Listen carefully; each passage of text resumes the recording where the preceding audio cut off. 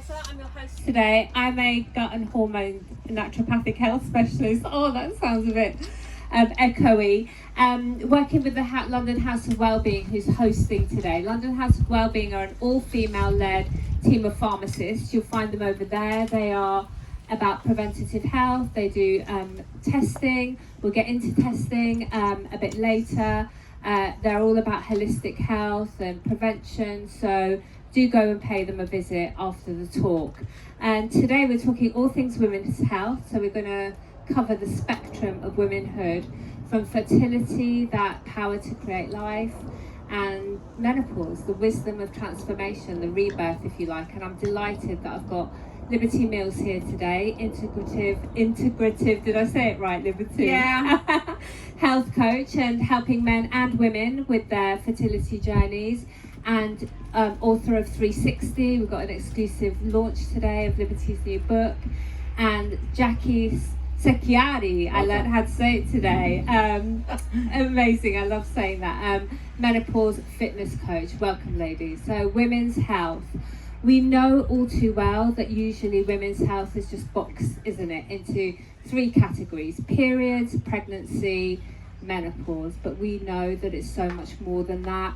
It's about empowerment, intuition, resilience. So the first question, in your words, your life experience, what does women's health mean to you?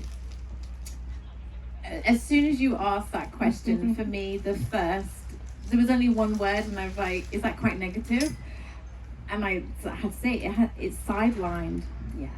It's sidelined because everything is just put down to our hormones, and that's it. You know, you might actually have chronic pain, you might be suffering from migraines, and it's just put down to your hormones. You've got gut issues, you've got bloating, it's put down to your hormones. It's not always your hormones. Yeah. And so it's sidelined. Yeah, brushed aside. Yeah. Get on with it, you know. And also, with it, you know, you can go to your gynecologist when you're young and like, well, you know, just get on with it. Yeah. It's one of those things. I had acute appendicitis and was told it was just probably stress and nerves because I was going to do a play. Yeah. And then the next day it burst and I had to have an emergency operation. I completely relate to that as well. I mean, Jackie, before I jump in there, what about your lived experience? I think, because I'm a bit older now, I think for me it's about internal. I think there's a lot of weight on a woman's shoulders to look good, and that to me is what people think is healthy. Yeah. Whereas it's not always, you know, you might look great and inside you're feeling awful. Yeah. And you might be hiding that. There might be other stuff going on in your life that nobody really knows about, but we kind of mask it. Yeah. Because we're supposed to look a certain way. Yeah. And I think getting to the age I am now and going through menopause and realising that actually it doesn't really matter what I look like. If I feel awful, Yeah. I can't do certain things. Yeah. And being an older mom, I didn't have my first child till I was 35, second one at 41. That became absolutely paramount because I couldn't function and look after them and do what I wanted to do.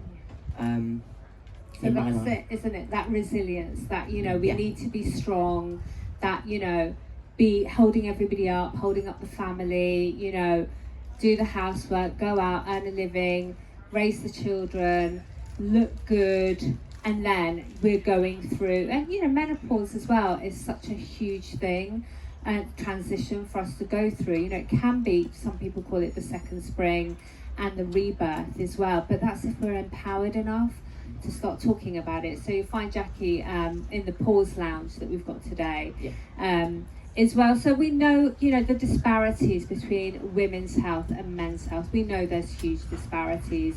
So what do you think your top 3 challenges, putting you on the spot here, that women face when it comes to health, whether that's accessing healthcare, you know, what do we need to overcome? Oh golly, so many.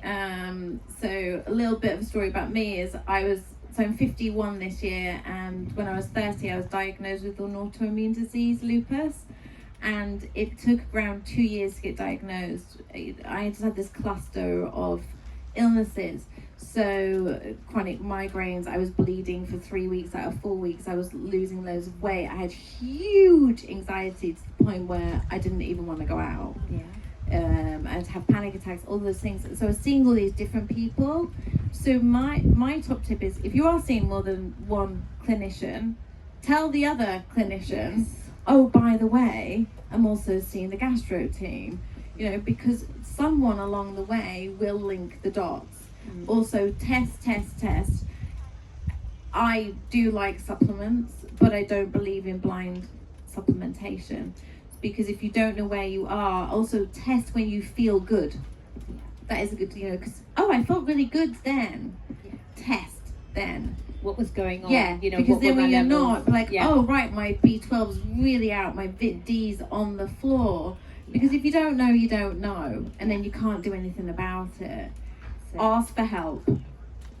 Ask for help. Don't be stoic. I'm northern and we're so, oh, she just gets on with it. No, I got on with it for so long. I was a single mom. I used to be a model, rushing around, doing every job, no matter how big, small, flying to different countries. It got to the point where I had to have a lever to get me out of bed, a walker, a Zimmer frame, all of those things assisted. You know, I couldn't go out in this because my face would burn and blister. But if I would have asked for help a lot earlier, I could have got treatment a lot earlier. So don't wait until it gets so bad before you go and ask for help. Also, don't be told you're within range. I do not want to be within range. Also, your range, pardon my French, is quite crappy, because in general, the average is done on the 5th percentile. The World Health Organization does it at the base range. So you're within range at the bottom of the range. I only have one life, and I want it to be brilliant, and I want it to be optimum. So don't be saying, oh, you're in border, come back when you're like depleted and in a mess. No, that is not good. So you want to go for optimum. So that's it. Amazing. So your top 3 are, if you're seeing different clinicians, join it all up. Yeah. Make sure that one is talking to another, even if that's a naturopath, dietitian, gastro team, and take notes. Cardio team. So if they're not talking to each other, take your notes from your gastro team to your neurology team to your gynecologist. So be like, listen, they've told me this, and you be, you know, leading the empowerment. You are part of the team. Exactly, leading, letting them know what you need as well. And then your second one, the menopause brain already. Testing, no blind testing. So we've got the House of Wellbeing over there running tests today. Go and get tested before you supplement, and also test when you're feeling good, so that, you know, it's not just, it's been a really sunny day, you know, it's been fine, I slept well last night. Know what your levels are for iron, vitamin B12, vitamin D, your omega, all of those, get them tested. And your third one, remind us, Liberty. Don't take your within range or your borderline. Be optimum. Be optimum. We have one life and we deserve to. I always say to my clients, I want you to thrive, not survive. That's it. Exactly. Jackie, over to you. I think the one thing I took there is, don't wait until you're at rock bottom. And I think that's what I see with women in menopause. They wait until they're rock bottom. And I'm not saying that's too late, because it's never too late, and that is my thing, it's never too late. But prevention is better, and knowing what's coming, understanding what's coming. So from my very small kind of experience of, not small, but my lived experience with menopause, and my how I came into it, I had a child, because you're talking about fertility, at 41. I had 5 miscarriages in between my first one and second one. So I didn't have a problem getting pregnant, but I couldn't keep pregnancies. And I'd got to the point where I was rock bottom, going, right, if this doesn't happen, now that's it, I'm going. And luckily it went ahead. So I was 41 when I gave birth. 42 to 43, I decided to completely change my career and go into the health and fitness world. And then hit menopause or perimenopause, but I didn't know what it was. So I'm 53 now, so it was 10 years ago. And I was not sleeping well. I was anxious. I had really bad rage issues. and not really enjoying this child that I'd waited a very long time for. And it was a nutritionist, a friend of mine, who said, I think you're in perimenopause, and all I heard was the word menopause, and I'm 2 years postnatal going, what? How can I be? I've only just finished But that's what I mean, right? So I had only just finished breastfeeding, and I was going, I don't really know what that is. So I literally, a bit like you, I'm a northerner, I was like, right, what is this? And that wasn't actually that much information at the time. So anything that I could get hold of, anyone I could follow, any workshop I could go to, I went, and kind of taught myself what it was all about. But luckily, I started early, and I think I was well prepared, knowing what I know now. But for me, the challenges for women now is the noise. Like, you go on social media, there is so much stuff. And if I was doing it now, I'd go, what? What? But you're saying that, you're saying that, you're saying that, you're saying that, what do I do? Exactly. And I think that's really difficult. So I think finding the right people, finding the good information, following the right people, just cutting out the noise is a really great thing to do. And finding what's right for you, because we are all different.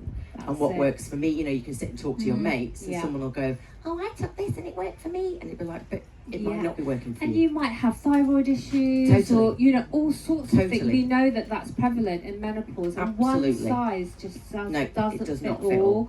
And I think you touched on such an important point about the noise in social media, isn't there? It's everywhere, and we know our algorithms. The minute we search something about menopause or fertility, we're bombarded, and the supplement companies are all coming at us with these promises of take this one happy pill and everything, your life will completely change. So, staying informed that's the empowerment, isn't it? Taking charge, and then asking for help, going to professionals, and reaching out maybe to not influencers, but qualified nutritionists and health coaches as well. We're usually quite responsive on social media, and like I know I do like to get involved and answer questions and signpost where I can, but that real big takeaway is one size does not fit all. Absolutely, and that noise.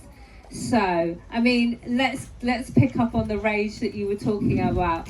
What are the most common myths about, let's start with fertility, that women are told about fertility that really drives you mad, Liberty? God, where do I start?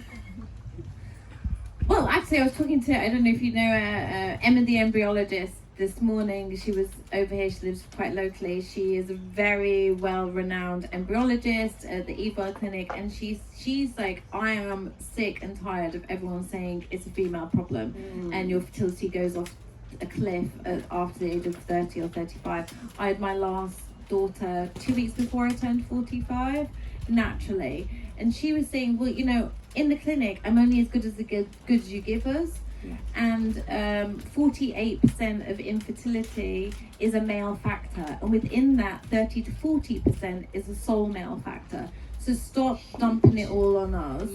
When we can't do everything. I can because it's my job, but change the guy's sperm, but no. So that's one that drives me up the wall. Shoving egg donor down women's throat also I was up for it, I didn't need it, but that didn't have to be my first option, and I was told that was. Or, throughout life, we're just told how not to get pregnant. And we're not told how to look after our fertility, and until you get to that point where it is in a crisis, that drives me mad. And also about the menopause, it's not one size fits all, like you were saying. Quick anecdote, my hair was falling out like loads, and I didn't have enough energy. I'm a bit of a gym bunny, and it just wasn't happening for me. So I went to the doctor. First thing he said was, oh, I'll give you HRT. You're that age now. And I was like, but I'm obviously perimenopausal, but I am still menstruating every month. But I know, like, I'm 50, obviously it's happening. I said, is there not anything else it could be? And he was like, no. So I took the prescription, took it home, didn't take it, chatted to my partner. I was like, what have I done? I always ask my clients, look back into your history, what's changed, what is the why? and I'd gone to the hairdresser to have this like texturizing treatment on my hair, and I rang her up and said, did you change the solution? She said, no, I don't understand either, but I don't wash my hair very often, like every 10 days to 2 weeks, and this product is made and you're meant to redo it every like 3 months if you wash your hair 3 to 4 times a week. So I'd had it on too early, and that's why my hair fell out. And then I had COVID, and I didn't know. He was like, why don't you test, see, maybe you got COVID or something, you don't really know. And I was, and so the it wasn't immune health, even that. On the floor. And it's not always what the obvious answer is. So that wasn't going to fix my problem. And it's not always one thing, is No. it? It's not always one thing, and it's not always internal. There's so many external, our environmental factors. I mean, we can't control the air that we breathe, but yeah, our shampoo that we use, our household products, etc. If it works for one person, it might not work for another. So, yeah, look at your life. So, quick look thing at it. you can all do is you can even just message me on social media, give me your email, and I'll send you a printed one anyway that you can print off. I do a food diary with my clients, and food is everything that you have. Not just what you put on your plate, it's how you talk about yourself, it's how people talk to you. It's if you can eat all the kale, kimchi, kombucha, organic food, whatever, the berries, but if you just had an argument with your husband or you hate your job, you're not going to be digesting that food properly. You're going to be depleting your magnesium through stress, your vitamin C, your vitamin, all your B vitamins. So you put in your food, you put in your stress level, you put in your sleep quality, a score, and you also put in your poo score. And then you can work out yourself. You can be your own health coach. It's What is triggering you? Yeah. Because if you don't know, you don't know. Absolutely. It's one of the most powerful tools, isn't it, that we use as naturopaths or nutritionists, is tracking all of that. I call mine a food mood and poop diary. I love it. Yeah, so come a little plug for my workshop. Come along at 5 o'clock. I've got a workshop on gut health, and we talk about the gut-brain axis and the nervous system reset, and that we cannot absorb if we're in fight or flight. No. If we're stressed. So some tools on how to get out of those situations. Jackie, tell us what you get mad about. Let's let that rage out. How many am I allowed? I think the first one is, because I'm a fitness coach, is menopause workouts. Yeah. Or don't do this exercise, or menopause makes you fat. So I've seen things of, come here and do this, or, people promoting a specific menopause workout, and I'm like, we're just females. We don't need a specific workout, or we're not allowed to jump, or this is, this thing without the high intensity. Why can't we do high intensity? We can do everything. If you want to do an Ironwoman, do an Ironwoman. There's nothing stopping you, unless you don't feel great. So that drives me mad, because everybody then thinks, I need to exercise in a totally different way, and that's not true. You should really use exercise as a medicine, but also you should be using it depending on your symptoms. So if your joints aren't great, don't jump, and that might not be forever. If you need to just get out of the house and go for a run, go for a run. Yeah. You need to kind of work out how you feel and choose exercise based on that. So that drives me mad, because all these people are trying to sell you specific menopause workouts, and they And don't it exist. doesn't always The have to meno be, washing. the meno washing, the protein washing, the meno washing. Yeah. We're all there. So what and it doesn't always have to be high impact, does it? No. You can go out, go for a walk, get Anything. into nature. Yeah, whatever works for your body I say to at people, that time. I say to people, use I call it a 5S approach, and the first one is smile. Do something that brings you joy. Love that. Just Love brings a that. smile to your face. Yeah. Because also everybody's different. Women have exercised their whole lives. Some women haven't done anything, and they know that they need to start doing it. So I say things like, what did you do that was a kid that brought you joy? And they go, roller skating. I'm like, go and get some roller skates. And they look at me like I'm still. I'm like, go and have a little roller skate outside. Just something that gets you moving again. But I bet they love that. Yeah, they do love it. And then it builds up their confidence. Yeah. Yeah. And one woman started tap dancing again. There She's you not tap danced for 20 Amazing. years. And then that's not just Find about a the club. exercise and the movement, it's about our Community, joy, And your other mental people. health. Exactly. Yeah. Totally. and tapping it. My mum started skipping. Brilliant. Yeah, I mean, she was like, well, I can't do it. I said, can't "You skip, skip." yeah. I can't. I'll But teach you she to skip. loves I'll get your mum it. to teach, and you can teach me. So that's where What are the other S's? Now I'm intrigued. They are, Yeah. and that's my first one is smile. So get Yeah. something to make you smile. Increase your steps, and literally 1,000 steps a day more than you were doing yesterday is a 30% reduction in all mortality. It's 10 minutes. Wow. That's 10 minutes of walking. Yeah. If you just Yeah. do that every day, Yeah. it's amazing. Yeah. Stress reduction, so using exercise as, a mental thing, whether that's walking, hiking, whatever. I mean, for me, yoga doesn't reduce my stress because it sends my brain into, but for some it is, right? Yeah. For me, I go, I like to get out and walk. Yeah. Or strength train, because when I'm literally lifting weights, I can't think about anything else because I have to be in that moment Yeah. because it's, and then that is one, strength training, and doing some kind of sprints where you get your, your heart rate up and then you rest, heart rate up and then you rest. Yeah. That's Swimming, if it's available to you, Anything. cold water.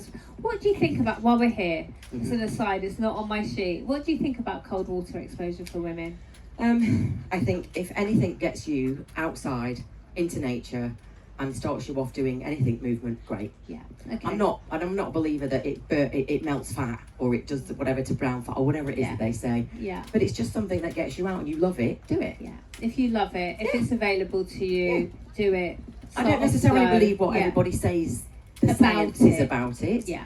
But it's Yeah. not about that. If Yeah. people love it, then they love it. Yeah. And the other thing that drives me bonkers, which it might be a little bit out there, but that menopause causes weight gain. Because I don't believe that either. I think menopause causes weight distribution, different fats distribution, and it goes around the belly. But menopause itself doesn't cause weight gain.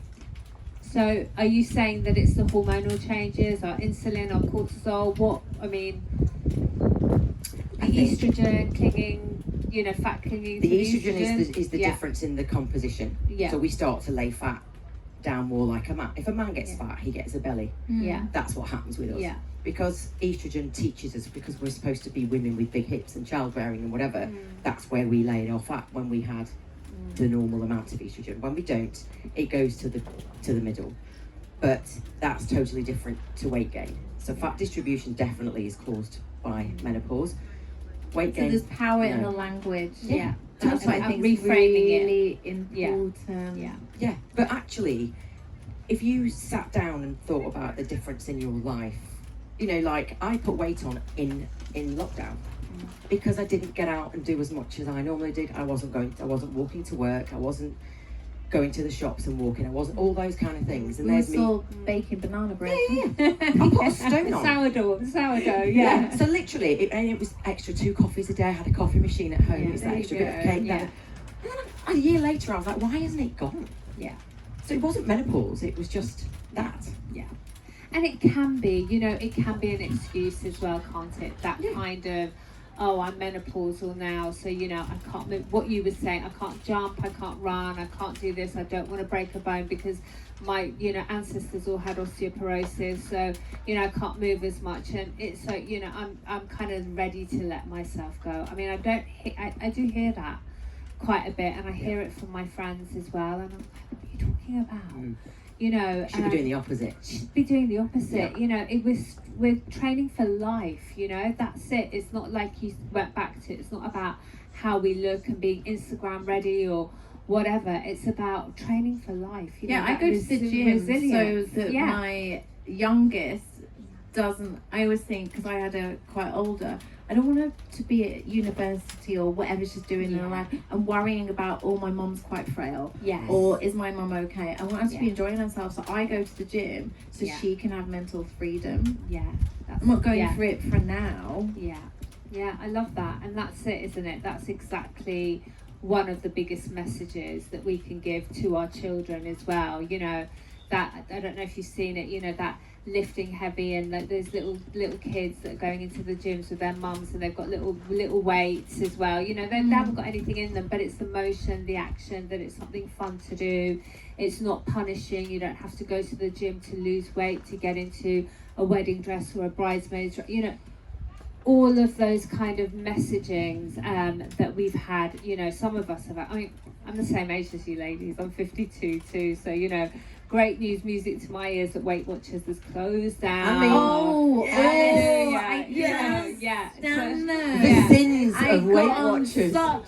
such an argument, and I was like, it doesn't work. My cousin's been going for 8 years. Yeah. Like, if a client came to me for 8 years, well, I wouldn't be doing my job. Exactly. You know, you need your money back. It doesn't, because also, I know as an ex-model, skinny doesn't mean healthy. Yeah. You know, I used to live in a house with 8 girls, and one was quite a famous model. She like did Armani and Clinique and all of these things. That girl wasn't having a period for like 10 months, but she looked healthy. Yeah.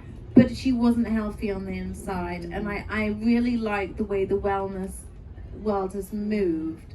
That it's about strength, it's about longevity, it's about going to the gym so you sleep well at night, or going for a walk, getting so your bowels work. It's not about, like you say, fitting into that wedding dress, or you know, looking like you were when you're 20. Yeah, exactly. I got my little bit of rage in as Yeah, well. you did. I did. Yeah, I did. So let's talk about testing. Let's go back to that. If somebody's really in the thick of it, if they're struggling, they're burnt out, you know, with their symptoms as well, and they're really, you know, they really don't know where to start, what are the baselines? What are the baselines that, you know, people can go to? I would always say vitamin D.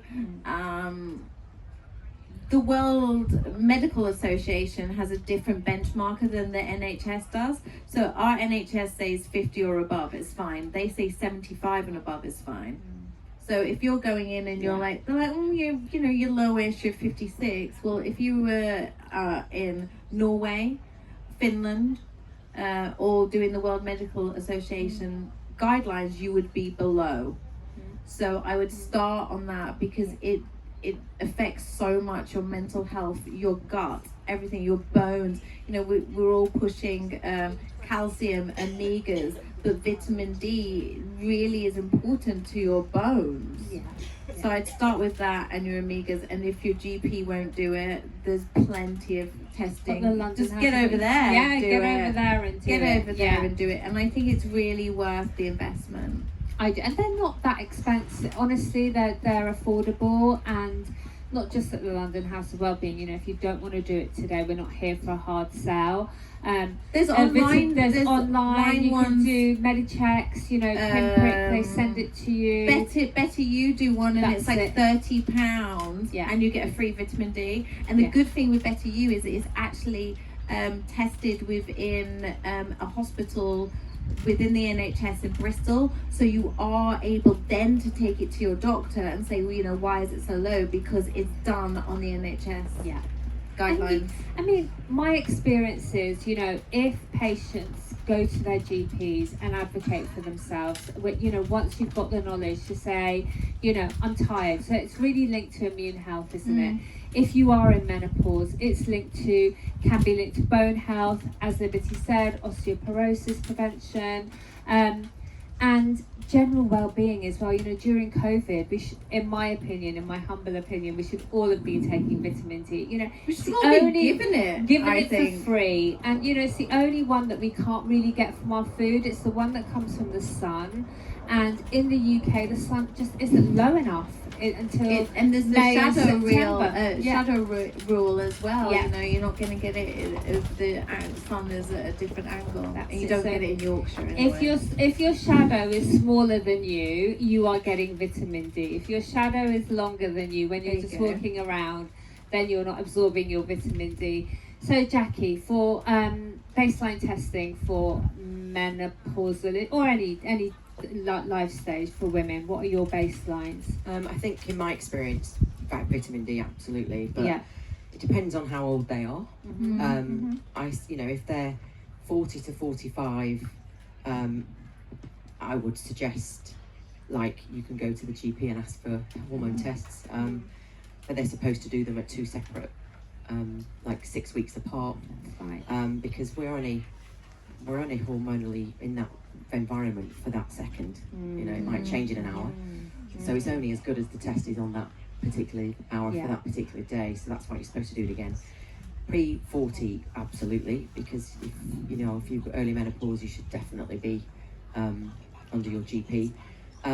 But for me, I think it depends on your cycle, and you know, apologies if it's not a great thing to talk about, but if you're having a really heavy period constantly, every month for 10 days, you should definitely get your iron levels tested. You know, I hear a lot of women complaining about fatigue, and if their sleep is okay, because that's always the first thing I ask is, how are you sleeping? That would be one for me. Yeah. And what do you think absolutely, I completely agree with you, heavy periods, you know, flash periods as well. We know that it can be linked to progesterone and all of that, but also, you know, checking on our iron levels and our ferritin levels. What do you think about thyroid testing as well? Because we know that thyroid is linked to so many things. And, you know, I find that different. You know, when I send my clients off with this GP letter saying, can you test for thyroid? Because they're expensive, right? That's why they don't do it. They don't do it. But thyroid can be, you know, menopause. Similar symptoms. It's change, you know, we have so many changes going on. I mean, I know yours wasn't linked, but hair loss. I had alopecia areata. I had a big hole in my head, and it was my thyroid, and they wanted to inject me with steroids. I had on my fertility journey really bad jaw pain, like, and to the point where I was just eating ice because it was so painful. I went on holiday and I was just crying constantly. I was like, I just can't do this. I was given 3 lots of antibiotics, saying I had a blocked saliva gland. And then they even sent me for a thyroid scan. No, it was a mouth scan, sorry, because he was like, maybe you've got mouth cancer. And I was like, there is something wrong with my thyroid. And they were like, no, it's fine. I also lost half a stone in a week. I'm quite naturally slim anyway, and I was eating loads. I got accused of having, the doctor said, are you eating? Are you really eating? I said, I don't stop eating. I'm constantly starving. And he was like, but really, you used to be a model. Are you sure? You're quite old now. I had to take my partner in to prove I was eating. Then he turned around to my partner and said, but do you see where she goes after she's eaten? So he accused me of being bulimic. So I had to pay to go and see an endocrinologist. My thyroid antibody levels were 14.4. And she was like, you need to go on thyroxine today. She was like, no wonder you feel like you're going crazy, you're in so much pain. In 3 weeks pregnant, all my pain went, my weight went back, I was sleeping better, and I wouldn't have been able to carry a child with that. And on NHS, for IVF, when you go for NHS IVF, they just do the baseline T3, T4, they don't test the other thyroid panels. So and that's, for me, that's one of the biggest ones, you know, as well as the ones that you've mentioned for exactly those reasons as well.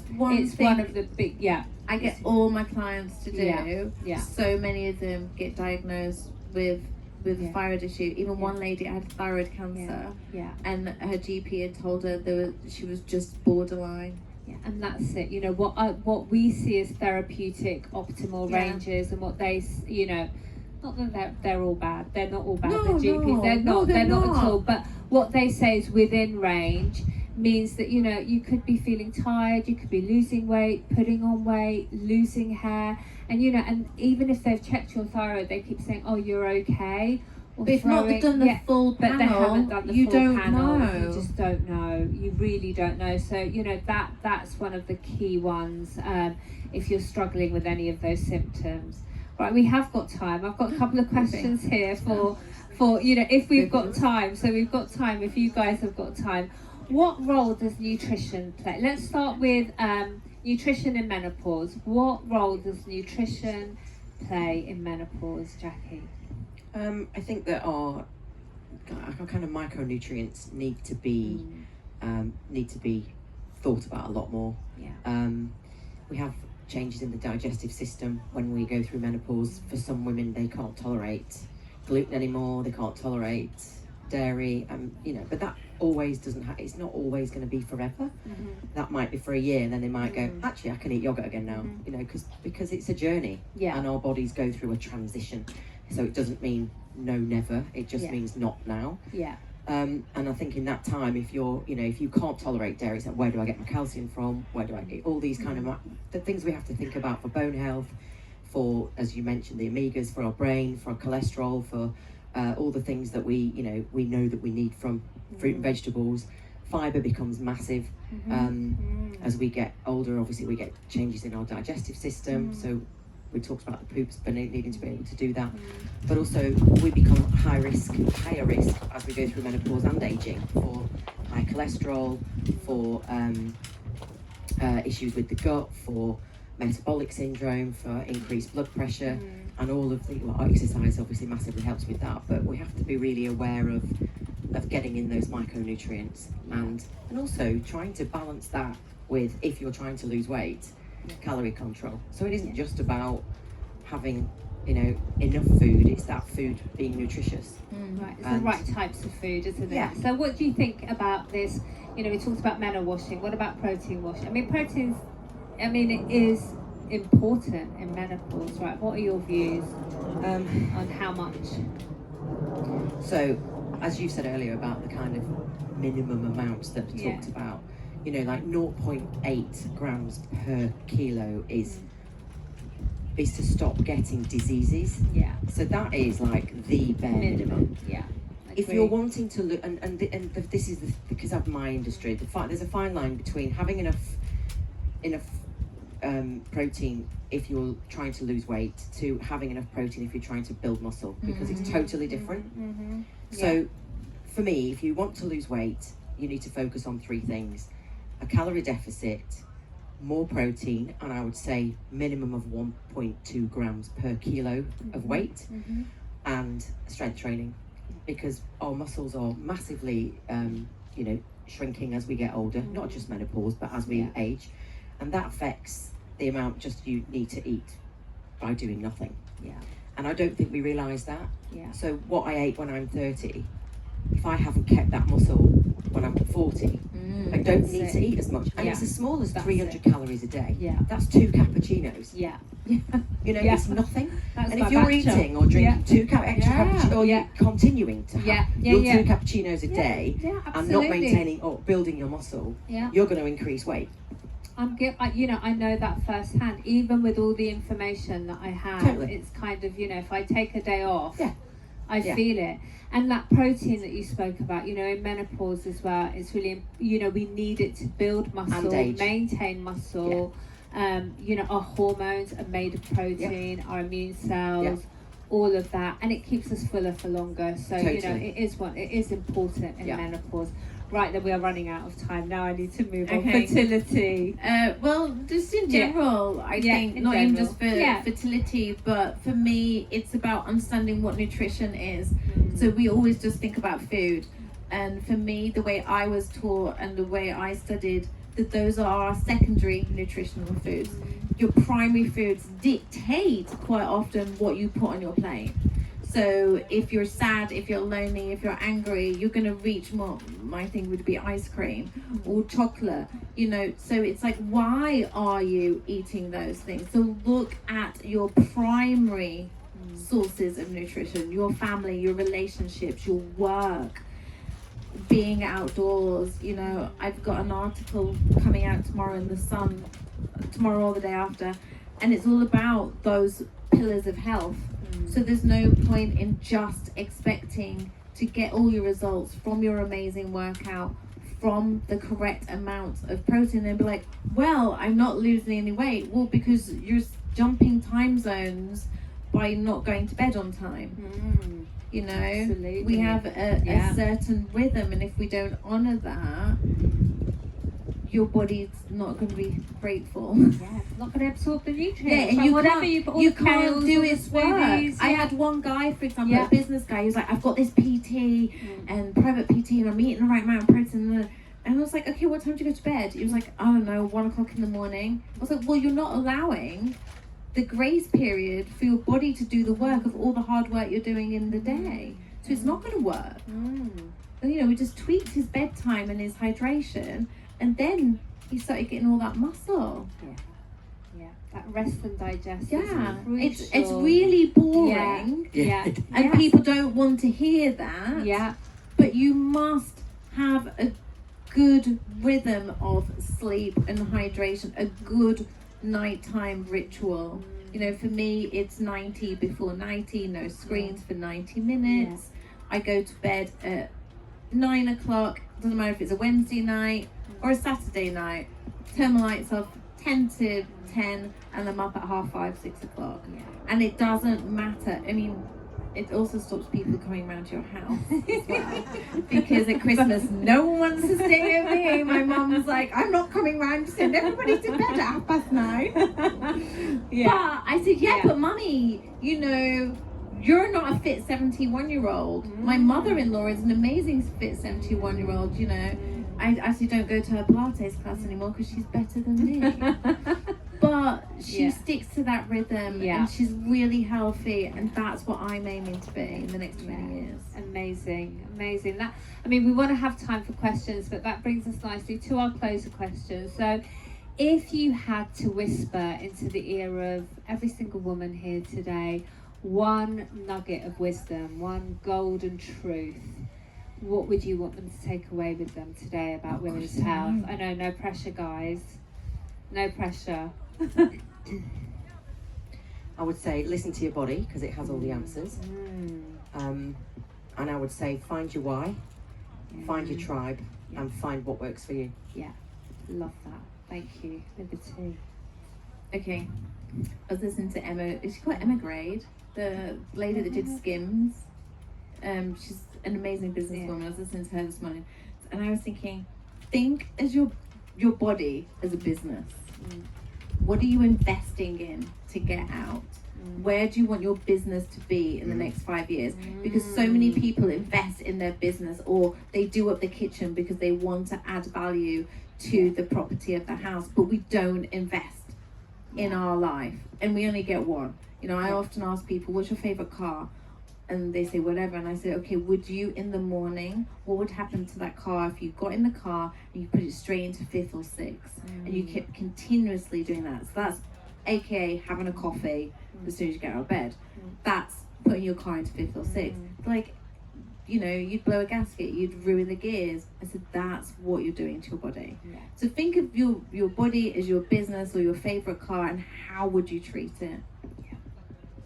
Golden, like royalty, I would. Yeah, brilliant. Thanks, guys. Have we got any questions for our panelists? Yes. So just talking about testing and everything, I've always struggled with iron. I started off having to have 100 milligrams, then it was up to 210, then 322. I'm now on double that. Sorry. Oh, she's like, Didn't know this was going to happen. no one knows you, it's fine.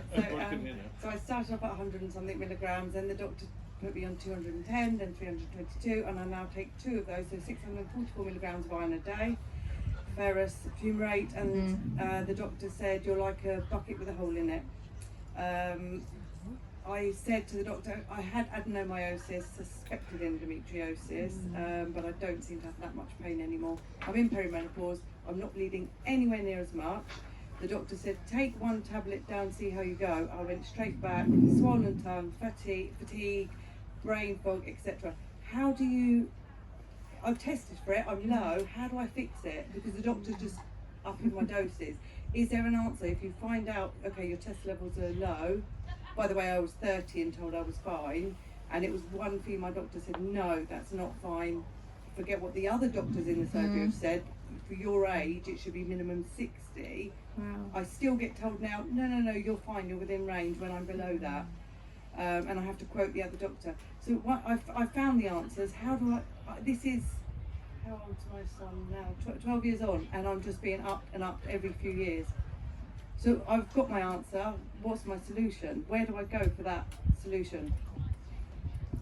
Sorry. I could go. No. So for me, you haven't got the answer. No. Because their solution isn't fixing the problem. So I would go back and say, listen, this is not the answer, because as soon as you take, it's like, why am I bleeding? Oh, I'm just going to stick a plaster on it, but I'm still bleeding when you take the plaster off. It's not working. They're just looking at one point. I'd ask them to do a full autoimmune panel as well. I had that done a few years ago. And what came up? I didn't understand it, but I was told you're fine. You don't have any autoimmune disease. And I'm constantly told all my ranges are fine. I went back over my blood test from last year. My folic acid was borderline. My vitamin D was borderline. Send it to me. Because we're what you call them, social prescribers as well, right? So in England, I think it was like 2 years ago, we're now allowed to fight back, and you can write a letter and say, actually, no, I want this and this and this, and also you hit this. And this is to anyone that isn't getting what they want. You always write to the practice manager and say this is a failure of duty of care, and then they start looking after you. Okay. Yeah. Because you are not getting the answer. No. And You're just getting managed. If I miss a tablet, so I cut down for 1 week and I started to get symptoms straight away. Yeah. Yeah. Don't worry. And I eat healthy. I don't eat a lot of, Yeah. I don't eat a lot of processed foods. I cook everything from scratch, so I'm not eating junk food and not getting vitamins. They're just not finding the why. They're doesn't knowing sound like that those you're are- really low on it, but Yeah. not why. Yeah. I just put it down to being half Irish, half Scottish. I think that's the reason. No, I don't think it discriminates. No, Thank you. So thank if you you. get in touch with Yeah, Liberty no, on I'll her help you socials. out. Thank you. Yeah, thank you. Thank you for sharing that with us. Another one. Listening to this lady's history, would it not be appropriate for her to be referred to a haematologist?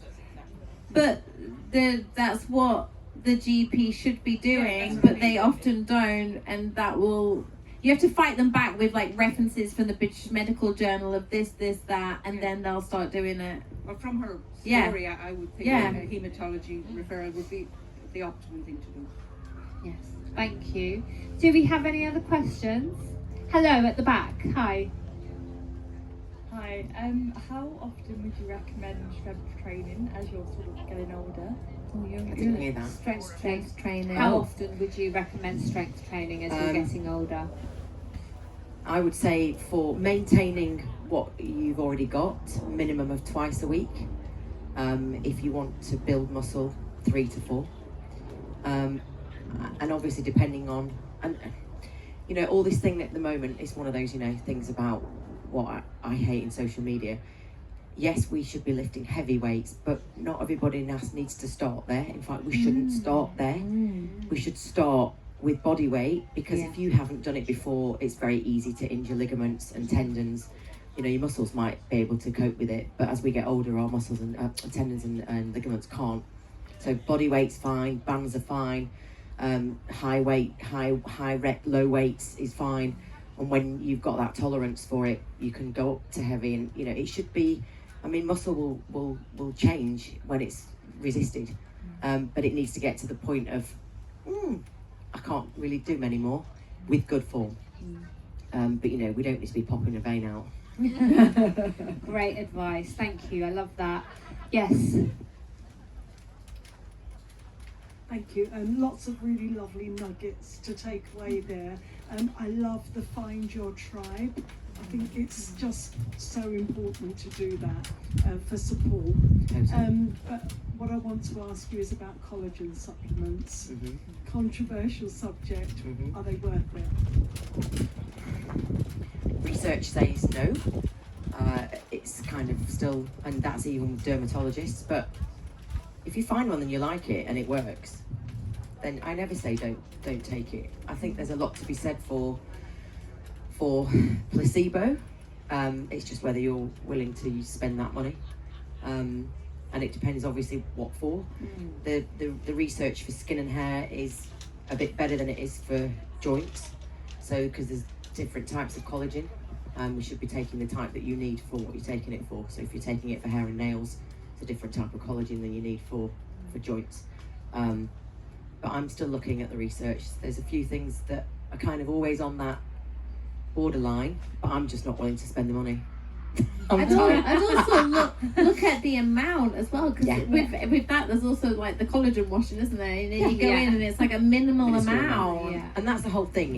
It's if you're looking at the research will have been done on a specific. It will say this amount of collagen was used, and this is what you know. And then if you don't know that, and then you just go and buy one, you don't know what's in it, you don't know how much is in it, you don't know if where it's from, or where it's from. Exactly. I was going to say how responsibly sourced it is. If it's marine collagen, bovine collagen. I wouldn't even. Have you seen the state of our seas? Like clients, I'm like, well, I wouldn't have marine collagen because just think of the amount of rubbish that then you're putting into your body. I mean, what I do, really think about where it comes from, your supplements, right, as well. What's in it.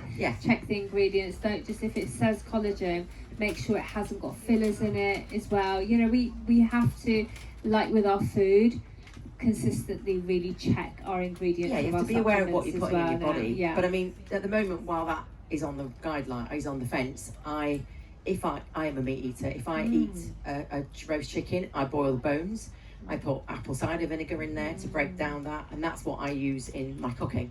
So when it says use stock, I've frozen 2 litres of whatever I've got. I use that in my cooking. I use that in my cooking. I don't use collagen. I use that instead. Yeah. Or you can put it in ice cube trays. That's what I do. Right? And then you pop each one out. Put water on it and drink it. That's what I do. Yeah. Put a little bit of cinnamon in it. Yeah. One more, yes, please. Thank you. Hi. For me, it's the sleep thing. It's easy to go to sleep, but it's harder to stay asleep. I go to bed round about 9 o'clock, and then I wake up at 1, and that's it. I try not to check my emails, but I do. And then Then I'm awake from up until about 5 o'clock when I just have an hour to walk the dogs and do the school run. How do I stay asleep up until okay. I would look at your diet because sometimes you go through your circadian rhythm and the body uses different things, so maybe you're lacking in protein. That's the first thing. I always say a few handfuls of nuts and cherry tart juice. Yeah. And my first thing was, how's she checking her emails? Where's her phone? So when's the last time you go on your phone before you go to bed? She's like, I'm in bed. Is it next under to your the bed? Covers. It's next to my bed on your pillow. Because I listen to the calming app that keeps me asleep. So it's got to be next to my bed. Okay. So what I would suggest if you were my client is would move it back by half an hour. So half an hour, because you're never going to go like Liberty says turn your phone off at 7:30. It's not going to happen. So you move back half an hour each month. Because while you're seeing light, you're on it. Also, right, I haven't got my phone. Right, I pick up my phone. I use that for work like you do, right? So it's emails, notifications, check my bank balance, all of those things. My body doesn't know the difference to my mum has texted me to say, how's your day going?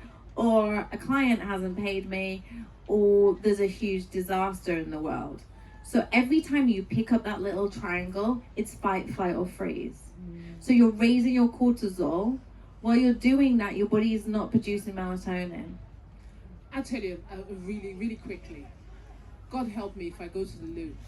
And I go to the loo about 5 times overnight because I drink lots of water. So switch it to earlier on the day. Switch your water consumption earlier on, because I'm 51, right? So of course my bladder isn't what it used to be. Me too. Yeah, me 3. So if I know me, I can't drink after 8 p.m. Otherwise, I'm literally up like 4. And once I start, it's over. Like Pringles, yeah, right. So I know I just have to stop. Yes, it's not as much fun if I go out with my friends alone. I'm like, I can't have it as I'm peeing all night, and then I'm grumpy the next morning, and then I just want to eat a croissant and have a coffee as soon as I get out of bed, right? So you've got to support you. So load the water. Are you absorbing your water, or are you just peeing it out? You've got to look at that. Are you actually cellular hydrating it? So look at electrolytes and things like that. So you're not just weeing all the time. Also, another thing I do to help me with my sleep, because I'm traditionally not a great sleeper. It's a joke in our house, like if we go on holiday, it's like, a communal thing. No one wants to share a room with me. Because they're like, yeah, she'd moan that you breathed, So I would, if you've got makeup on, or you're washing your face, or you're brushing your teeth, do it with your kids. So you're not doing it later, because as soon as you turn that big light on, it's like, ta-da, we're in a supermarket, let's go, no, you need to like wind down. What's the point in putting a mood light in the lounge if then 2 hours later when you're really, really tired and you've just watched Netflix, you then put on this bright light, start brushing with a minty thing, washing cold water on your face? That is no way to get to sleep. You wouldn't do that to a baby. Oh, go on, just put it out there in all that bright light. Put loads of cold water on it. Baby's not sleeping. It's awful. It's awful. And I just, stimulated it. You do it with your, how old are your kids? My daughter is 13. 13. But I've found the older I get, I'm 55 now. Yeah. So the older I get, The worse it gets. yeah. Yes. So we have to start looking at those external nutritional factors as well as your diet, I would say. Okay. Thank you. We've got time for did you have one quick one before we finish up? Thank you. Or can I just ask a Yes. I just wanted to mention, you said 1.2. Hold on. Sorry. You mentioned 1.2 grams to 1 kilogram for protein, but is that based on the goal weight of where the woman wants to be, or is that the current weight? Current weight. Can't wait. Thank you.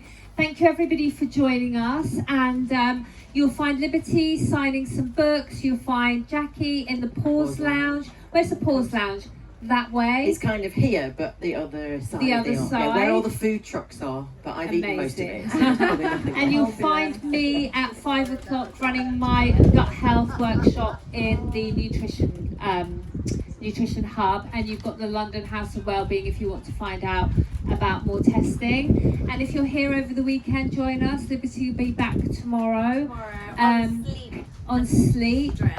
And I will be back on Sunday with Jennifer talking about nutrition and skin. So we look forward to seeing you then. Thanks for joining us. Thanks, guys. Thank you, ladies. Thank you.